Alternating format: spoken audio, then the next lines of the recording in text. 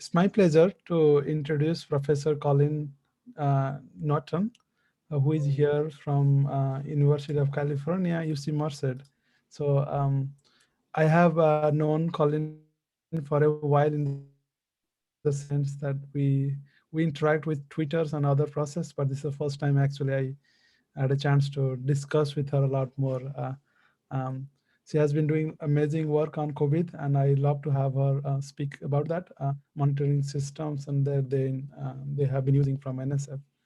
And so Professor Norton, she graduated as in undergrad in civil engineering from Purdue.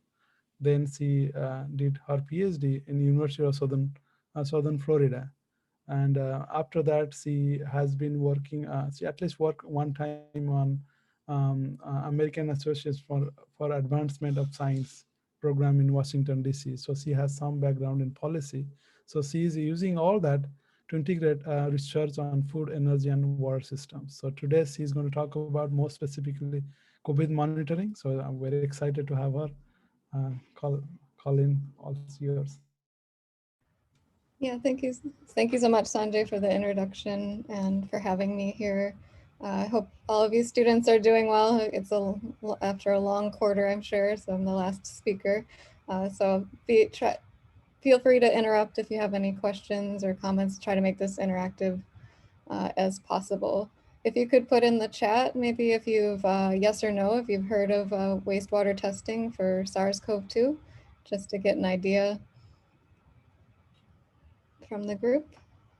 We've got a lot of yeses. Okay, so hopefully I don't get too much background, and I know UCLA is doing some sampling on campus. We have them on our dashboard, and we have some faculty there, so I'm excited to learn more from all of you too.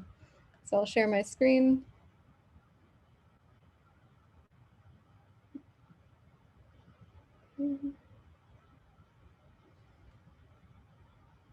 All right, can someone let me know if they can see the screen? Okay. I do use closed captioning for accessibility reasons. I know I'm soft-spoken as well. It's not perfect translation, so maybe you'll have some funny moments when you see misspellings or miswords. So as Sanjay said, I'll be talking about COVID-19 and wastewater monitoring. Show us the data, global COVID-19 wastewater monitoring efforts, equity, and gaps. And I'm presenting this work, but it's a huge effort by a lot of students at UC Merced, even a collaboration with UC Davis. And now I'm part of a global data center through the Global Water Pathogens Project led by Dr. Joan Rose at Michigan State University, as well as a co-PI, Gertjan Medema, who's at KWR Institute in the Netherlands. Before we get started, I want to pause to acknowledge all local indigenous peoples, including the Yokuts and Miwok, who inhabit the land of UC Merced. We embrace their continued connection to this region and thank them for hosting us to live, work, and learn and collaborate on their traditional homeland.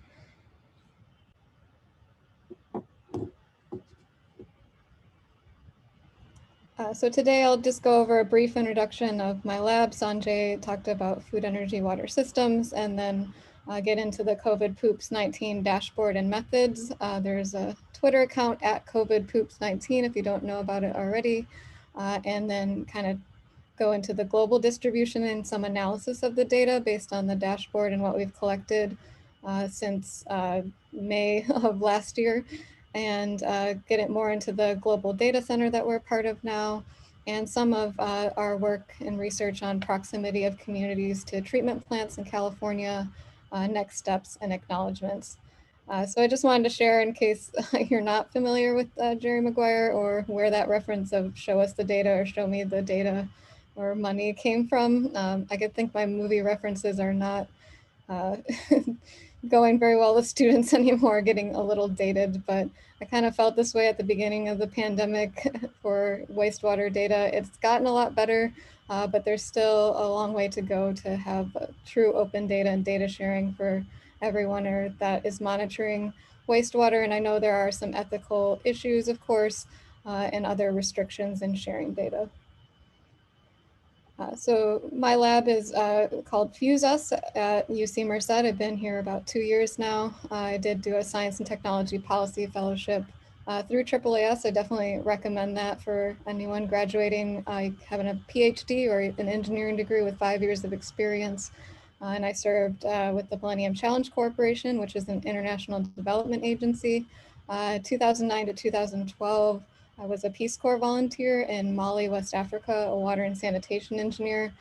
So really, I emphasized in wastewater and water treatment in undergrad and applied that in development and throughout my graduate career.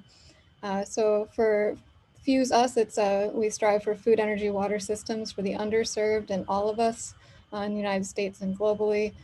So COVID-19 and wastewater is just a part of our research group. Not everyone's pictured here. Also, my first graduate student does more research related to groundwater contamination with a soil fumigant, 1,2,3 trichloropropane. And then Anna Grace, she's in the middle top there, does research related to life cycle assessment of pineapples, tomatoes, and strawberries in Costa Rica and in California. And so just have a very diverse group looking at a number of different topics, but all related to sustainable food, energy, water systems. And we use methods of life cycle sustainability assessment, geographic information systems, science policy, and integration of anthropology and engineering. So my graduate education was very interdisciplinary, integrated public health and anthropology. And here at UC Merced, I'm part of the environmental systems graduate group. So that combines civil and environmental engineering and life and environmental sciences, as well as people from the humanities. So really happy to be at Merced to extend that interdisciplinary research and collaboration. So getting more into wastewater and the dashboard, I think everyone's familiar with the Johns Hopkins University dashboard for COVID-19 cases, deaths, and now vaccinations. I just took a screenshot from today, which, yeah, really, when I was updating this, it had more than doubled for the deaths, which is really sad. And we're still having lots of increases, even though we're finally seeing a decrease in California.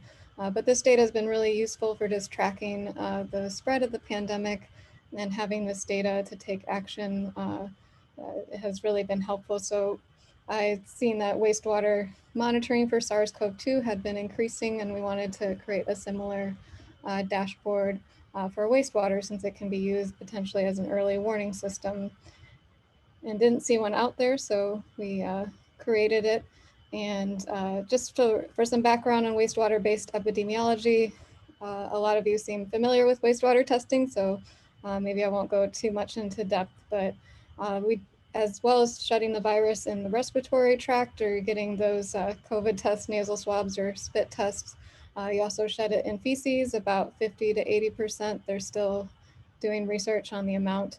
And then you can, that is deposited in your wastewater sewage system or a non-sewage system, and you're able to collect a sample, and that can be representative of like hundreds of people if it's at, you know, a dorm level or building level or sewer shed, as well as like thousands or even millions of people, depending how large your wastewater treatment system is. I know the LA Hyperion wastewater treatment plant is pretty large and has a lot of people. So this has been shown to be a little bit more economical than having to individually test all those individuals, and can give you like a genome copies per liter, like snapshot of how much is shedding. And both asymptomatic and symptomatic people shed the virus in their stool. So it's people even before they're getting sick start shedding in their feces. It's mostly the feces, not urine. So that even, so it's a little bit more representative, or can have a more representative sample than, say, individual clinical testing, because a lot of people go more for when they're sick. And so this captures kind of the asymptomatic before they make other people infect other people and become symptomatic. But if you do have a robust testing, individual testing system, it usually follows the data pretty similarly, and you don't get as much of an early warning system. On average, it's been about 5 or 6 days and up to 2 weeks. A lot of times we're seeing like 2-day lead time. But now I'm part of the California Water Quality Board for wastewater-based epidemiology. And they're saying that in San Diego and other places, individual testing is declining. We are seeing decreases in case rates, but also just less people are getting tested. So wastewater may be a more representative snapshot of like the disease spread in the community. Wastewater-based epidemiology, despite the headlines, is not new. It's been around for decades, even used to track poliovirus and vaccination rates. And it's been used for norovirus, hepatitis, adenovirus, different viruses, and can be used to track antibiotic resistance, which is being termed as the silent pandemic now. And so the adapted wastewater-based epidemiologist or environmental virologist adapted their methods for SARS-CoV-2 early on in like March when we first had the pandemic. Even around, I think, January, February, started like sequencing and developing the methods. I think both the Netherlands had the first publication released and Australia was also a leader, but we knew Italy had one of the first major outbreaks and they were also detecting it in the wastewater. And so this is a kind of snapshot or a publication from Jordan Pescia at Yale University, showing kind of the early warning system of like the red line is the wastewater data compared to the other like COVID-19 case data. And University of Arizona and Arizona State University had like a lot of wastewater testing they were doing before the pandemic, and it can be used to track opioids, for example. And they adapted their methods pretty quickly for the pandemic, and they were actually able to estimate, because they had a good idea of their building and sewer system and like how many like people were shedding and their shedding rates and flow, that they identified 2 cases that they then confirmed with clinical testing, and a number of dorms throughout the world, like universities throughout the world, also use this to identify cases. And yeah, Ottawa has a great testing system and has used it for public health action. And even in the United States, it's been used in Arizona and Ohio to kind of track in the sewer shed what communities have higher like shedding rates and target like pop-up testing facilities or public health messaging. And Australia has been huge in keeping it down to like 0 COVID days. And then when they ever get like a small signal, they just like really put out alerts to the community to get asymptomatic people tested and find that those people that might be asymptomatic and could spread the virus to keep their cases down. So this is the dashboard that we created, actually showing the data in the dashboard. We're getting to that now. It was a little challenging since wastewater data is a little bit more messy, no pun intended.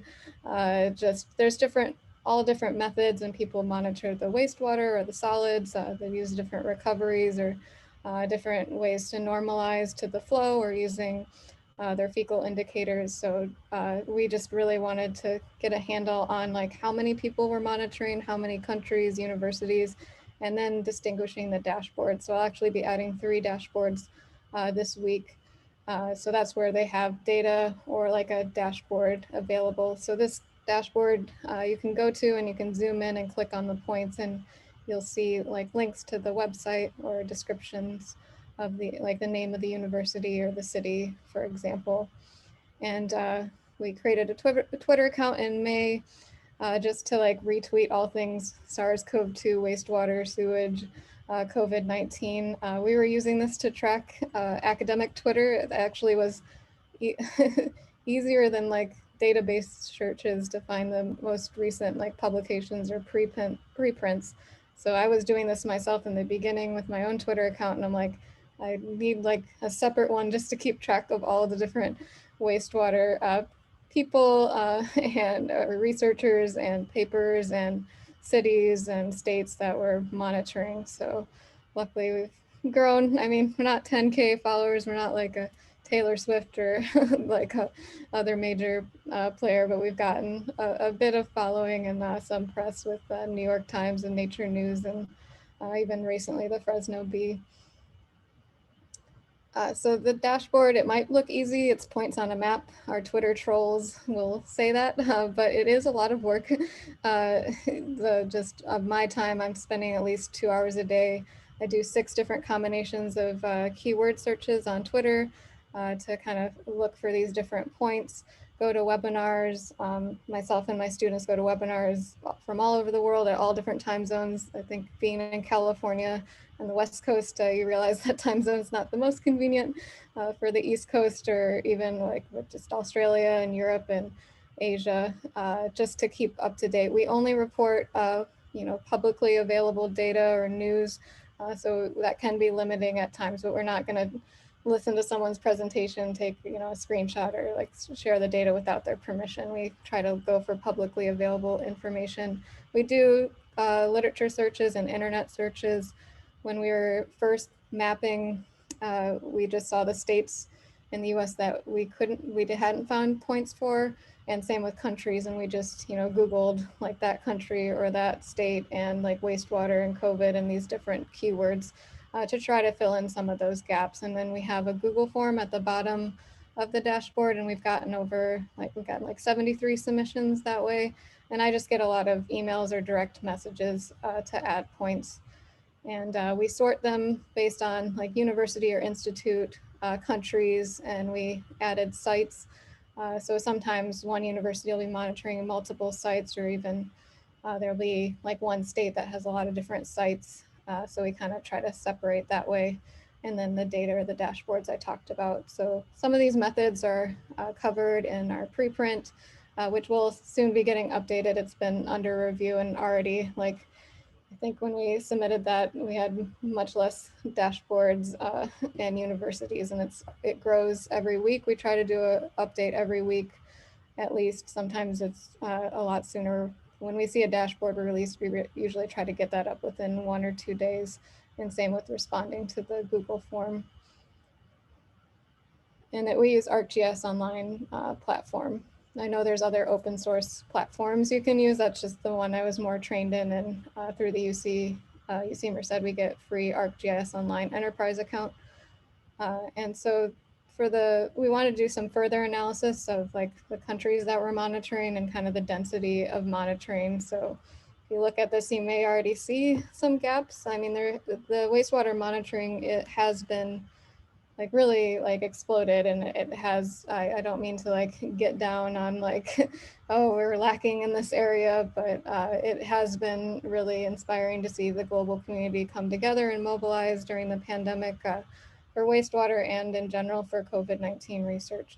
But we have seen with COVID-19, like the lack in access to clinical testing, and now with vaccines. And so it's similar for wastewater as well. You see not many countries in Africa, for example, less density in, say, South America or Asia. So based on the World Bank income classifications, we looked at, so it's like 50, this is on 54 countries we're at now. And so you see like 35 that are in high income countries, so it's about 65%. For upper middle, it's about 11, that's 20%. Lower middle is 8, 15%, and we have 0% in low income. Malawi is monitoring, we're just waiting for a public site to put them on the map per se, so that may put us at 1 at least there. So there's still some disparity in testing. And of course, it's difficult with access to labs and resources, but a lot of these countries, even in lower middle income countries, in the capital cities at least, we do have the facilities that could do this monitoring. And through the Gates project that I'm now involved in, we do monitor in like places like Bangladesh and Malawi and some other low and middle income countries to kind of build their capacity. And so for the United States, there's still some distribution, none in the U.S. Sort of protectorates or territories. Maybe not using the right term there. Hawaii had to just stop their monitoring. They were doing, like, they had a nice dashboard and were monitoring throughout the island, but they recently stopped. You see California is pretty high. Michigan, where I'm originally from, has a lot. And yeah, so Utah also doing well. But there are some states with just like 1 point. I think South Dakota and Iowa only recently added this spring a university that was monitoring the wastewater. Luckily, the Water Environment Foundation, in coordination with the CDC, has been helping with this community of practice, and I'll be part of the national committee for the utilities on this, and they use some of our data for the universities at least and sites, and like also have a dashboard just based in the US, and they kind of utilities by state, and like they also disaggregate by the utility size. So this is a nice dashboard. And Canada with the Canadian Water, I think Canadian Water Network also has a more, I think, stagnant map also of their monitoring in their laboratories. So we try to pull from these different countries and get their sites so that the global dashboard has all these points. We're still updating some of the US ones. For a long time, the US monitoring sites were not open of where they were monitoring. So at least we have some of those sites now, but not all their data is available.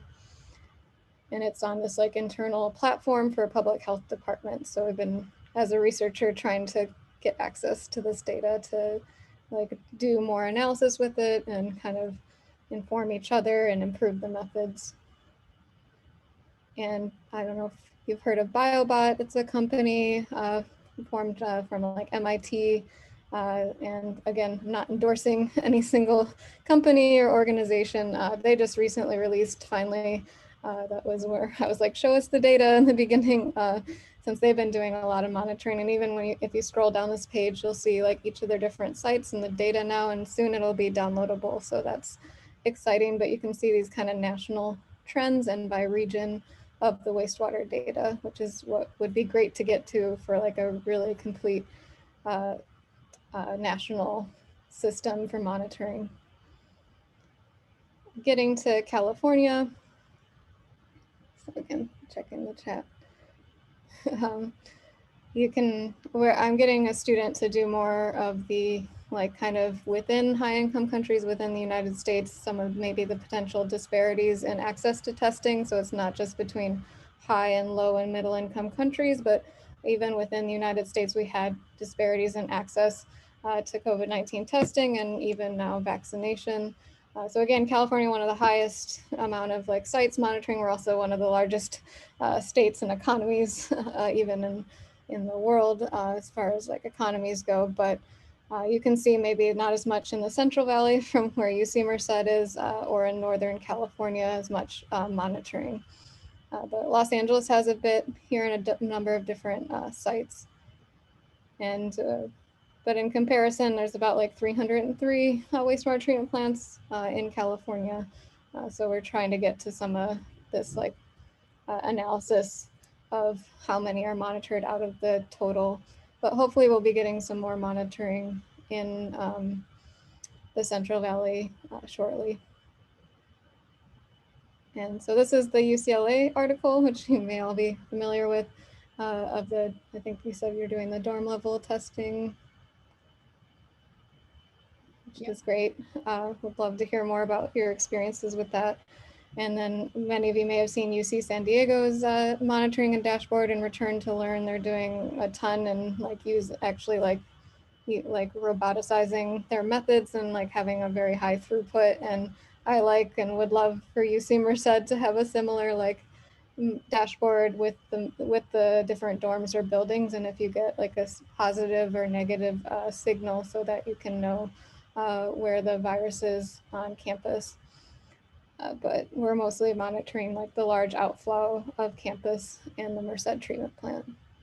So this takes a lot of access to your different buildings and sewer systems and pipes, and a lot of work, of course, and funding. So in our preprint, we also reviewed the different dashboards, and since there just was a lot of variation, I know this says 59 plus, we're at 80, 83 now, but it's still similar statistics about even with the 59 or 80, there's like, I think 16 downloadable data sets.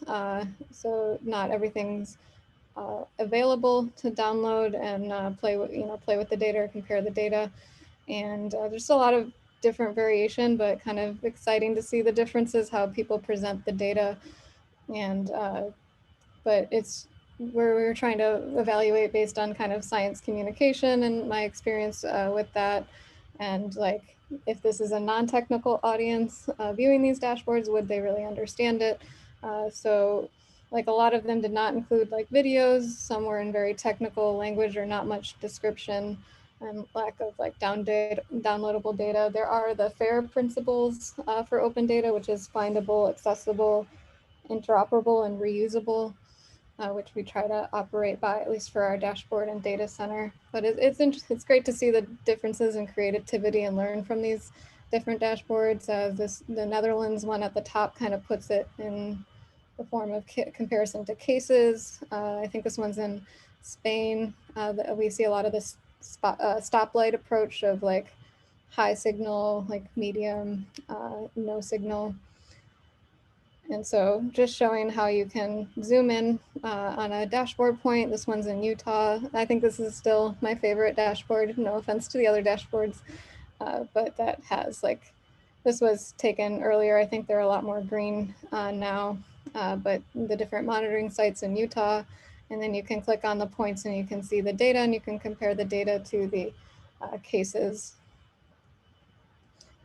And Ohio was one of the, I think the first CDC like statewide pilot site. Illinois just announced today. California is part of the CDC. Like, there was like then 8 states that expanded to, and it's somewhat similar to Utah, where you can click on the points. It's nice here. You have the sewer shed boundaries that you can see, and then you can see the data. I don't think it compares to COVID case data though, but this one is all downloadable, which is nice. And Scotland's like one of our best for at least, downloadable and detailed data. And then they kind of have these arrows like up or down, increasing or decreasing, like positive and negative values. So I just wanted to give you like some pictures of like ideas of the different dashboards if you haven't seen already. And so now, being our groups join this like effort funded by the Bill and Melinda Gates Foundation for a global data center. We've named it Wsphere, Wastewater SARS Public Health Environmental Response. And we're hoping to launch in July. We have been like, so all those ones that I said were downloadable, we've been downloading them and trying to put them in a standard data form and display them all on one dashboard, kind of like the Johns Hopkins University dashboard with like the actual data with the wastewater data. So this is like our mission and like our different objectives. Sorry, it's a lot of text. Won't read it all to you, but we do also some monitoring in low and middle income countries, and we'll be also trying to do some training and helping with their data and put it like dashboards as well. And so here's some like snapshots of what the dashboard looks like. It's still evolving. So then we're kind of also trying to do it based on population that's monitored in these different, like as you see on the right side of the signal, and then also trying to have a place where you can see the data like over time with the SARS-CoV-2 genome copies per liter. And then we have like both a Excel spreadsheet like data form, kind of like the CDC, and we'll have like an online form for people to submit data to the data center. So we're hoping this can be like a global repository so we can learn from the pandemic and kind of as a lesson learned for like future monitoring of other pathogens worldwide. And that was about the data center. The last part I wanted to get to was more about back to California again, or risk management and surrounding communities. So when the pandemic first like happened, based on my experience with like water and sanitation, it was more as a civil engineer using wastewater treatment to remove pathogens, and we weren't really sure if, since we were detecting SARS-CoV-2 in the wastewater, if it was infectious or it could be fecally orally transmitted. So luckily, that's like, we've realized that it's mostly airborne as the primary transmission route. Very little to like negligible contamination fecally orally, but we could have a future pandemic or virus that could be more transmitted through the fecal oral route. So we should be prepared for that. And so on my prior research, I kind of was looking at the proximity of communities to wastewater treatment plants, particularly like underserved and under-resourced communities. They also have a lot of location like landfills or other environmental sites are in these communities, and they're more exposed to environmental contaminants. So there has been some research on measuring uh, fecal indicators and other pathogens near wastewater treatment plants. And so kind of you see this drop off over after the 250 mark, that if communities are really close, they could have like some airborne aerosols or transmission, also of like fungi and other pathogens. So we put in the grant, the COVID-19 seed grant, from which the dashboard came out of, but also some of this research we were doing through the Center of Information Technology Research in the Service of Society, CITRIS. And I think many of you are familiar with CalEnviroscreen, maybe, like this is how disadvantaged communities are classified in California and how they allocate some of the cap and trade money to make sure it's going to some of these underserved communities. And it takes into account all of these different indicators. It's not just like socioeconomics, but it's also like education, linguistic isolation, and a bunch of pollution and environmental effects from air pollution to water.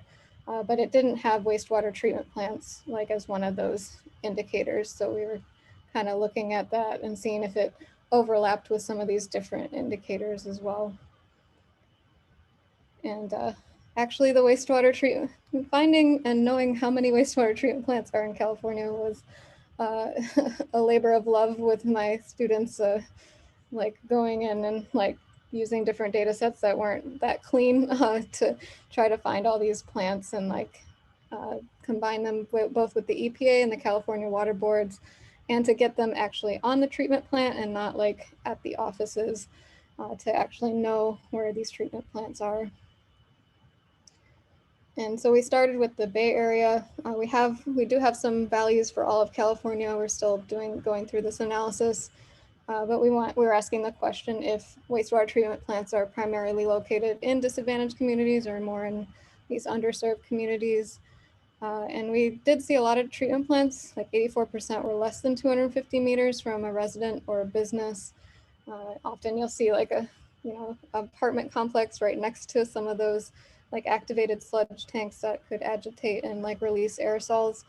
But we saw for disadvantaged communities, there's about like 14 of 37 of these that were in disadvantaged communities. And one of them's like, I think Byron Bay, like notorious for some environmental injustices near the airport. And so a lot near commercial facilities, even if it's not residential, used to be spending like 40 hours of your week there. So it's still an issue and an exposure route when we're still like exploring that. And then like actually creating this buffer zone around and like doing the 250 meters, trying to use machine learning and more of these advanced geospatial tools to like kind of calculate the size and then automatically do this instead of like going to each treatment plant and like drawing it and then like doing the buffer. And we were looking at data related to combined sewer overflows. So luckily but not LA, I guess, in San Francisco, I think Sacramento still has combined sewers and not separated sewers. So when rain events happen, which still happen in California, even with a drought, those can be exposures to communities as well. And we were looking at the kind of rural urban differences and looking at the access to wastewater monitoring in these different communities. So still a lot of work to be done for both the data center and some of this like other research, but it's been a privilege to be part of these efforts, and I kind of felt really helpless and still somewhat do with the pandemic, and wanted to use some of my skills and background to help where I could. So thank you for your attention. Want to leave some time for questions.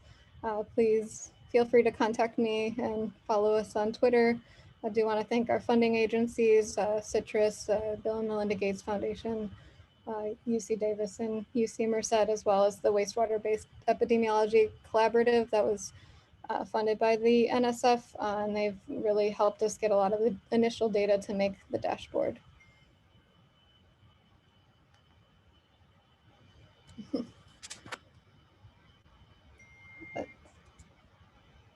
Thank you so much, Colleen. That was so fascinating. Don't know where to start. Yes, so much information and so elegantly presented. So I'm really happy to hear that. Let's start with opening the floor for questions from students first.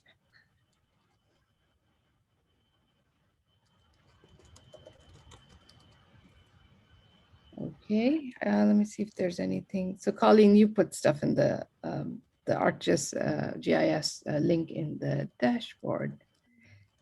And when, yeah, this is being recorded, so even the chat, I would be able to save it. And you really kindly provided your email address too. Maybe the students are still thinking. Jenny, do you want to start us off? Oh, sure. First of all, just such an impressive talk and just an amazing effort that you've done since the pandemic started and hopped right on it. And it's really amazing and useful. And yes, I'm just very impressed. My question just has to do with where you think the COVID, where the analyses are as far as interlab variability, because it's so great. They can, like you said, you can see trends throughout time. So it's already super useful. Even without interlab comparability, but of course that opens up so much more. And so I was just wondering where you think the field is at with getting that standardized and how long that'll take, because everybody was just putting it together kind of quickly. Right, yeah, thanks for your kind words. Yeah, it's a great question. I think we've really come a long way with the data, kind of standardization and standardizing the different methods, but there's still, yeah, a lot of variation. I think the Water Research Foundation funded an interlab study and published it, and then even Canadian Water Network did their own. But really, I think where we're still at is the data is better within for your looking temporally for one site and not trying to compare different sites. I mean, we would like to get there, and you can still do some comparison, whether oh, this is positive increasing, kind of a stoplight approach to look that way. But as far as comparing the raw genome copies per liter, each sewer shed is even different, not to mention the different methods. So you're getting a higher recovery, say in sewage when you're doing the solids versus the liquids, and then if you're using the quantitative RT-qPCR versus digital droplet. So I think they're understanding a lot of those variances in the methods and how it might affect your concentration, even between pasteurizing and non-pasteurizing and freezing and freeze thaw cycles. But it's still a lot to be done, but not to say it isn't really useful. And so, some of it, even on the California Water Quality Committee, we've kind of moved away from say standardization so much, because some methods are just more appropriate for different contexts. And we're finding in the low and middle income countries, one method just isn't working for them. The kit is just not working. So they'd like to use a different method. And also just based on, since there's a lot of supply chain shortages, just what you can get available, what you can get your hands on and do. So it's hopefully there still can be some choice by each person on their method, but standardize each method and know the limitations. Yeah, thank you. No, that makes a lot of sense. Yeah, one of our students, Tony, has a question. Tony, if you'd like, you can read out your question, or I could do that.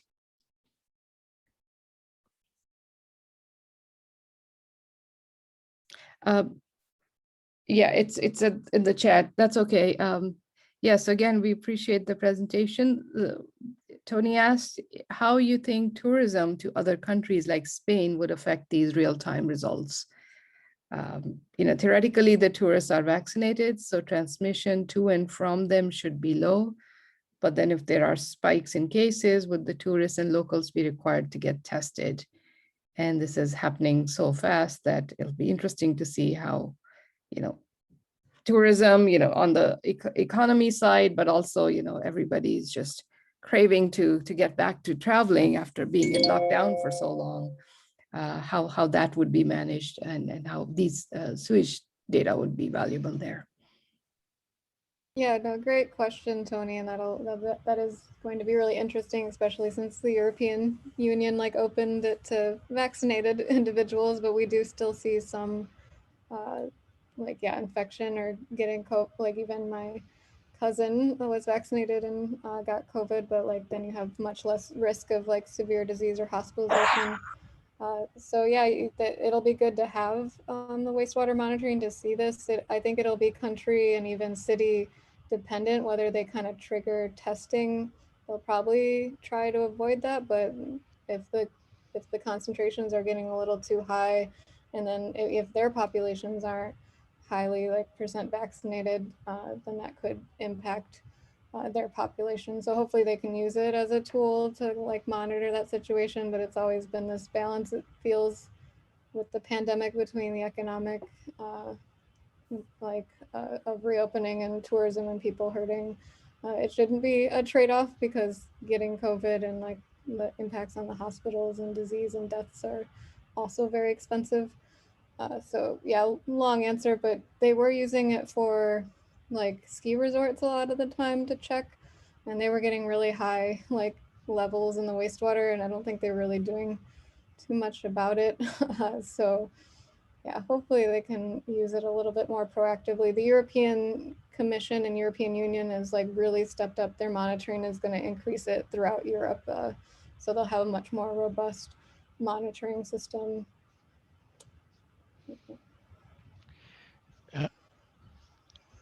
Shelley, this is Isam, if I may ask a question. Yes, yes. Colleen, I know everybody rushed into this and they're gathering data and they're posting it. The problem is, how do we know that the data are good? Is there any effort, at least as before people start analyzing and trying to get conclusions and look at trends for future actions, is there any effort, anybody talking about the possibility of at least convening a group that will be tasked with cleaning up the data, or at least identifying which pieces of the data are reliable and which pieces are not? Yeah, great question. Yeah, there has been a lot of people coming into this field, learning the methods, and the data was a bit messy even for our monitoring on our campus in the beginning, just learning the methods. So hopefully not posting those initial points once you're testing your system. But there are like committees, and the CDC, at least for the US, has really been focusing on QA, QC for these different methods. And like for the global data center, we do check before like posting like a data set, like their methods and like what, controls they're using. It is with even when they have posted the data, they don't always post their methods or like how they even calculate or normalize. So yeah, we do need to improve that a little bit. But there is like a lot of people are doing very good and quality work. And I know there's been like the Slack group and the COVID-19 like research coordination network, and a lot of people are trying to like validate and like ensure the quality of their methods. Okay, thank you. Yeah, Colleen, I know it's a tremendous effort. For somebody who's been working so closely with all these diverse databases from all over the world, it's maybe a qualitative, but how could we use these data in predicting the next wave or, inevitably, hopefully not for a long time, next pandemic like that? So yeah, it's become a standard thing for, for all of us going forward? Yeah, that's what we're hoping. Like, of course, people in this network will fall off, or there's just, not enough funding to maintain these systems. But ultimately, yeah, I know the US government is like, or like CDC is like wanting to continue this in the network, and like other countries and the European Union's like, yeah, this is not just SARS-CoV-2, but like other pathogens and antibiotic resistance. And like some, like Australia had like I think statewide, countrywide monitoring for opioids before this or group. Yeah, so I hope, and like that's what we hope with the data center to keep this going. And we do need to do just more sequencing to identify these novel pathogens before they become a problem or see their distribution. And yeah, I think we'll see a lot more, maybe not to what we want, but it's, with anything, it's just a process. But I think a lot of people, I just saw mayors and governors and, presidents of country, talking about wastewater monitoring that you would never see before. So I think that's, at least they're aware of it and how it can be useful. Yeah, and definitely emphasizes, I start all my classes pointing out, environmental engineers save as many lives, if not more, than doctors. And so, prevention versus cure and all these important early indicators would be really valuable going forward. Mm-hmm. Vanessa, you had a question? Yeah, so I guess I was going off of Professor Naughton's question.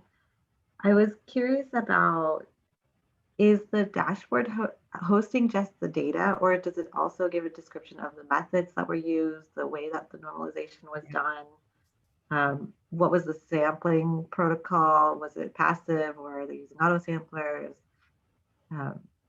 How much information can you actually get about how each program is running their monitoring surveillance?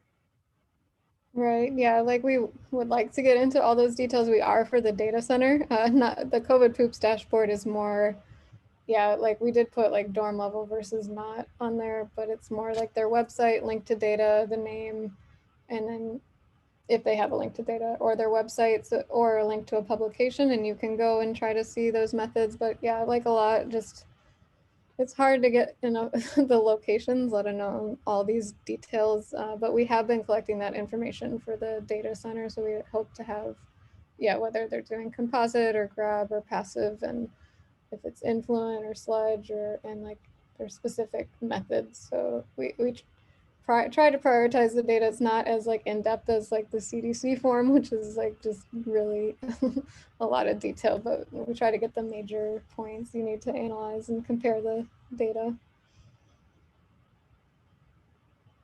And then you mentioned that you were looking at proximity to wastewater treatment plants and fecal indicators. Have you done any analysis for antibiotic resistance or prevalence of infections related to antibiotic resistance and requiring more antibiotics, anything like that? No, that'd be a good thing to look at. I guess when I was originally looking at, we were more focused on pathogens and fecal indicators, not so much antibiotic resistance, but that is a really important variable now. So a lot of it's still getting access to data, or that disaggregated of data to see it in comparison next to treatment plants versus not. And of course correlation doesn't equal causation, but having a large enough sample to do to see if that's a significant factor. But yeah, no, I haven't. But yeah, that's a good suggestion or idea. Thank you so much. Yeah, this is really exciting. Thanks for your question. Yeah, I wanted to point out Vanessa is the one who's leading the effort here at UCLA. So yeah, she's and her team have just done a lot of work in that area. We're still a small program, but we're ramping up for fall. But we're ramping up for fall. We'll be sampling 4 times as much by fall. Oh, wow. That's awesome. Yeah, if there's anything to update your point, or if you want to be part of the data center, just let me know. Absolutely. Yes, I'll be reaching out. Thanks. This has been awesome. We're getting close to the end of the hour. Any other questions from students or any of the attendees?